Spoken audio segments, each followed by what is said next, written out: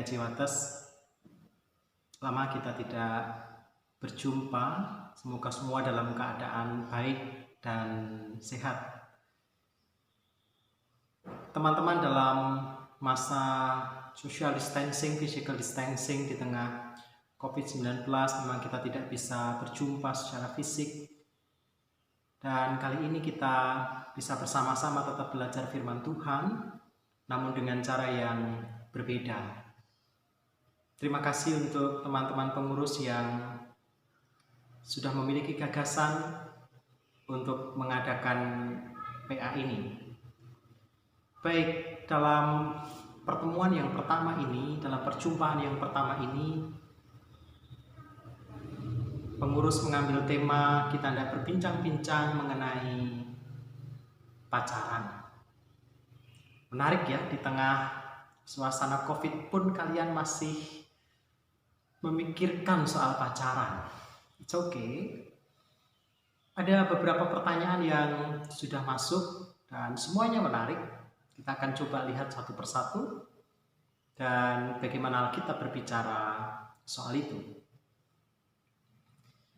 Yang pertama,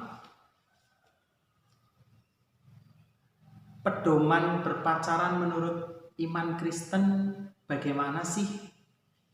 Nah, ada teman kalian yang bertanya, pedoman pacaran menurut iman Kristen itu yang bagaimana? Teman-teman, kalau kita memeriksa teks Alkitab, memang kata pacaran tidak akan Anda temukan. Tapi bukan berarti bahwa kita tidak bisa mengambil petunjuk di dalam Alkitab tentang bagaimana kita membangun relasi yang akrab kita kenal sebagai relasi berpacaran. Nah, menurut saya sebelum kita masuk tentang apa itu pedoman pacaran menurut iman Kristen, kita harus fix dulu apa itu sebenarnya pacaran. Pacaran adalah sebuah relasi yang dibangun dengan komitmen bersama, dengan tujuan untuk saling mengenal. Jadi yang pertama, relasi ini harus dibangun di dalam komitmen. Itu artinya butuh kedua belah pihak untuk menyambut, untuk bersepakat, berjalan bersama dalam sebuah relasi yang kita sebut dengan pacaran. Poin yang kedua, tujuan dari pacaran pada hakikatnya adalah untuk saling mengenal. Mengenal lebih dalam karena landasan komitmen yang sudah dibangun di depan tadi. Nah, maka penting menurut saya ketika kita hendak tahu, ketika kita ingin mengenal, mengerti bagaimana atau pacaran yang seturut dengan iman Kristen, pertama kita harus memiliki tujuan serta motivasi yang benar. Jadi tujuan dari pacaran itu adalah membangun komitmen saling mengenal. Jadi kalau kita mau membangun relasi pacaran, jangan dengan komitmen-komitmen yang lain. Misalnya, setelah pacaran wae go duwe-duwe misalnya. Atau kita pacaran hanya sekedar ben podo kancane. Wah, malu nih kalau tidak punya pacar, nanti dianggap tidak laku misalnya. Atau sekedar komitmen-komitmen lain yang tidak penting, yang bias dari tujuan utama relasi pacaran, yakni untuk saling mengenal. Jadi pertama, kenali tujuanmu, kenali motivasimu, dan arahkan pada tujuan serta motivasi yang benar di dalam pacaran, yakni untuk saling mengenal. Jangan sampai kita punya motivasi yang salah, sekedar berpacaran hanya supaya sama dengan teman lainnya, atau bahkan punya tujuan untuk memanfaatkan pacar kita. Daripada ngojek online bayar, sudahlah tak cari pacar biar bisa mengantarku ke sana kemari. Tentu itu bukan motivasi yang sesuai dengan tujuan pacaran. Poin yang kedua yang juga harus kita perhatikan adalah menjalani pacaran itu dengan cara yang benar. Apa kata Alkitab mengenai relasi kasih yang dibangun oleh manusia? Kita bisa menengok salah satunya dari surat Rasul Paulus kepada jemaatnya di Korintus misalnya. Di dalam 1 Korintus pasal yang ke-13,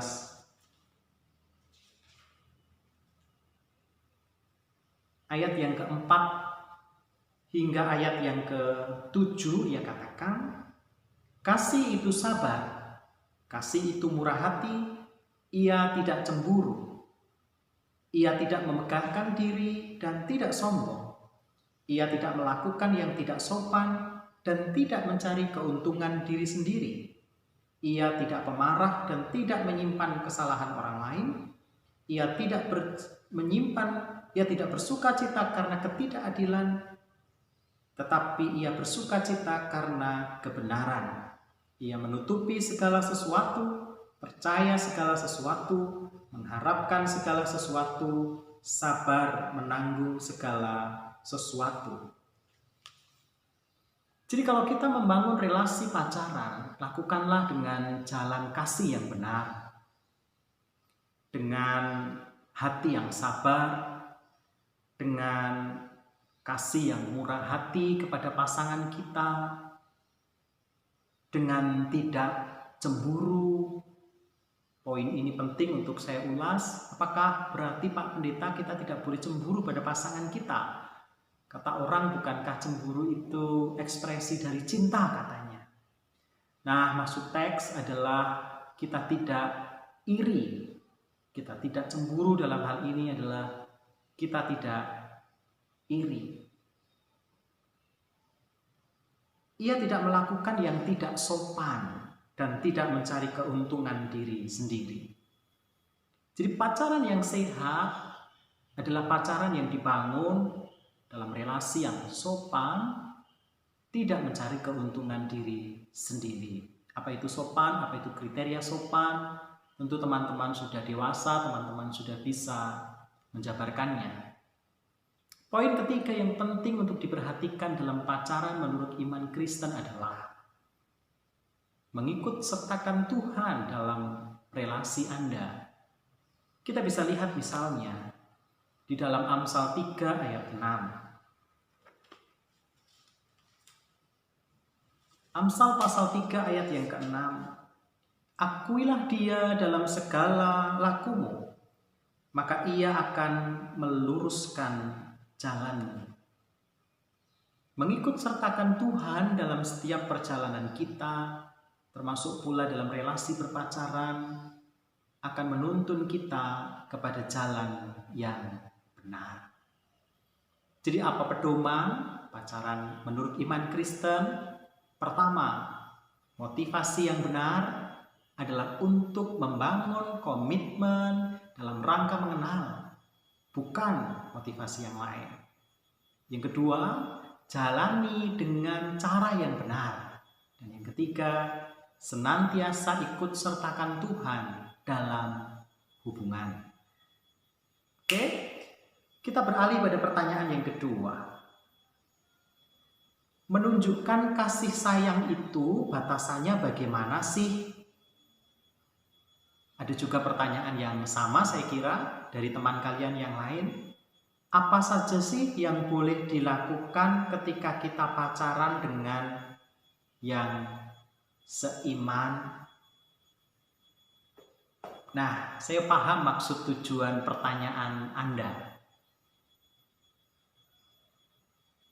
Tentu sebenarnya bukan soal pertanyaan boleh nggak sih saya ngajak pacar saya makan, minum, jajan. Tetapi lebih boleh nggak sih Pak kalau kami pegangan tangan, kalau kami berciuman? Nah teman-teman, kalau kita ingin mengerti bagaimana sih batasan kita berpacaran, menurut saya kita harus kembali lagi tadi pada motivasi kita. Apa itu motivasi kita dalam berpacaran? Bukankah motivasinya adalah mengenal? Jadi kalau mengenal, hal-hal apa saja yang bisa kita lakukan dalam rangka saling mengenal, bukan dalam rangka saling memanfaatkan. Ingat, kita sedang dalam upaya saling mengenal, bukan memanfaatkan. Jadi kalau ditanyakan pada saya, boleh nggak sih Pak, kalau kita atau kami gandengan tangan gitu, boleh nggak sih? Ya boleh-boleh saja kalau pasangannya mau jatuh, kita pegang, gandeng tangannya supaya nggak jatuh, bolehlah. Boleh nggak sih Pak, kalau kami Pak berciuman misalnya. Nah, menurut saya yang lebih penting adalah kalian mau ngapain dengan itu gitu loh. Bergandengan tangan tujuannya apa? Berciuman tujuannya apa? Teman-teman yang dikasih Tuhan, yang menjadi bahaya adalah memang efek pasca dari berjabat tangan atau bergandeng tangan, dan efek dari pasca berciuman. Karena kadangkala ada buntut dari itu, tidak berhenti pada bergandeng tangan dan kemudian berciuman. Maka berhati-hatilah dengan hal-hal yang kita lakukan dalam relasi berpacaran. Nah, yang berikutnya ada pertanyaan dari teman kalian yang lain. Bagaimana sih cara memilih dan memilah seseorang pasangan yang baik menurut Pak Andika? Oke, pasangan yang baik menurut Pak Andika yang bagaimana sih? Teman-teman, Pengkhotbah pasal yang keempat ayat 9 hingga 10. Pengkhotbah 4 ayat 9 hingga 10 berkata demikian, berdua lebih baik daripada seorang diri, karena mereka menerima upah yang baik dalam jerih payah mereka. Karena kalau mereka jatuh, yang seorang mengangkat temannya, tetapi wahai orang yang jatuh, yang tidak mempunyai orang lain untuk mengangkatnya.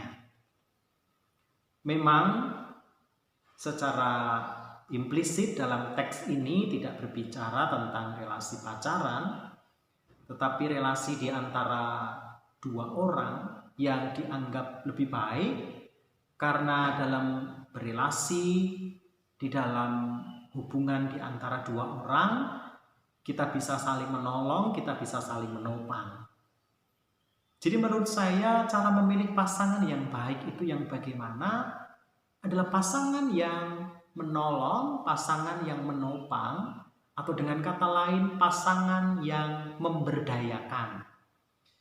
Jadi pasangan yang baik adalah pasangan yang membuat pacar atau pasangannya menjadi lebih berdaya dari sebelumnya, bukan sebaliknya. Jangan sampai dulu sebelum berpacaran selalu ranking 1, setelah berpacaran menjadi ranking 10, itu menjadi tidak berdaya. Dulu ketika berpacaran, sebelum berpacaran rajin berangkat PA. Setelah berpacaran menjadi tidak rajin berangkat PA, itu bukan pasangan yang baik, membuat Anda tidak menjadi berdaya. Dulu ketika sebelum berpacaran, kalian mempunyai relasi yang baik dengan keluarga, bisa berteman dengan teman-teman lainnya dengan hangat, dengan bebas. Setelah berpacaran menjadi terkekang oleh pacarnya, tidak boleh bermain ke tempat temannya, bahkan sewaktu-waktu dipantau, kalian menjadi tidak bebas melakukan apapun, belajar menjadi terganggu. Itu bukan menjadi berdaya, dan menurut saya itu bukan kriteria pasangan yang baik. Jadi carilah pasangan yang memberdayakan, yang menolong, yang menopang, yang membuat kalian menjadi lebih baik. Nah, bagi yang sudah punya pacar, yuk dicek apakah pasangan kita memberdayakan kita, membuat kita menjadi semakin berdaya, atau sebaliknya. Jika sebaliknya, evaluasi deh, mumpung masih ada waktu. Oke? Kita akan berjumpa dalam seri yang kedua, dalam bincang question and answer, dalam pemahaman Alkitab, masih dalam tema pacaran sehat. Tuhan memberkati.